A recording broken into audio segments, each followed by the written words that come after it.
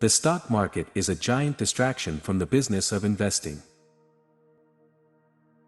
If the job of capitalism is to create wealth for those who put up the capital, no fund group comes close to Vanguard's success in serving its owners. So we're probably as far away from communism as is realistically possible. The long-term focus of index funds is a much-needed counterweight to the short-termism favored by so many market participants. I don't like going into stores, I don't like the whole process of buying things. Net return is simply the gross return of your investment portfolio less the costs you incur. Keep your investment expenses low, for the tyranny of compounding costs can devastate the miracle of compounding returns. Wise investors won't try to outsmart the market. Successful investing is all about common sense. In an ideal world, Adam Smith-like, individuals would recognize what they need to do in their own self-interest, and they will make changes happen and look after themselves.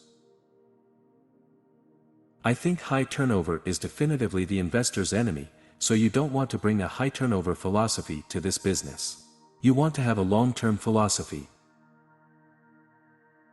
A fiduciary standard means, basically, put the interests of the client first. No excuses. Period. Well, Bitcoin is a currency. Bitcoin has no underlying rate of return. You know, bonds have an interest coupon. Stocks have earnings and dividends. Gold has nothing, and Bitcoin has nothing. There is nothing to support the Bitcoin except the hope that you will sell it to somebody for more than you paid for it. I love the English language. Words have power. At the beginning of my sophomore year at Princeton University, I took my first economics course. Our textbook was the first edition of Samuelson's Economics, an introductory analysis.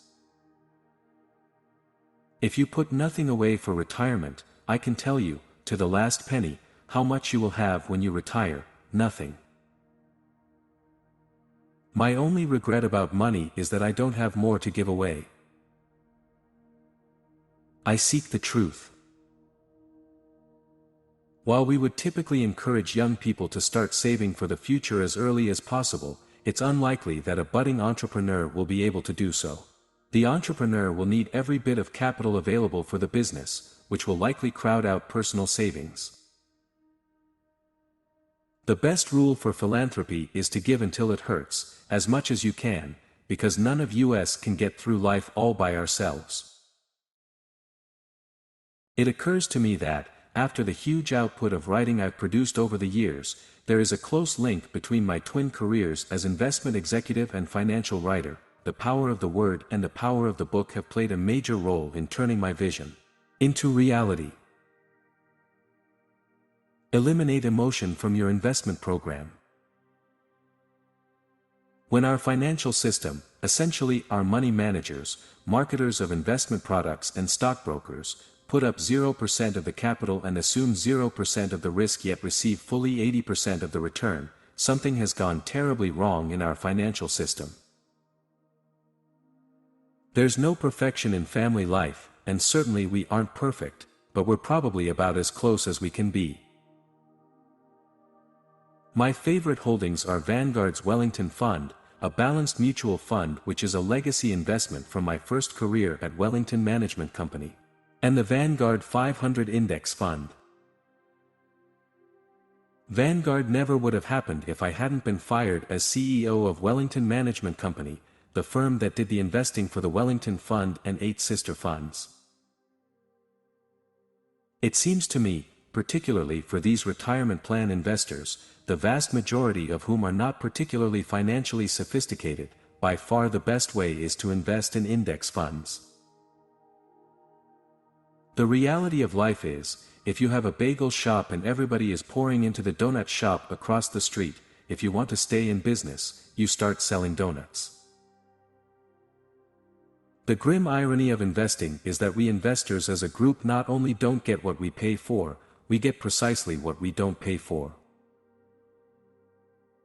I would advise someone who has just retired to be something in the broad range of 50-50 at stocks and bonds. I'm not sure I really am an entrepreneur. I'm not much of a businessman. I know I'm not a marketing guy. I do have an entrepreneurial lineage, though. Well, I like regulation as little as anybody else. It can be intrusive.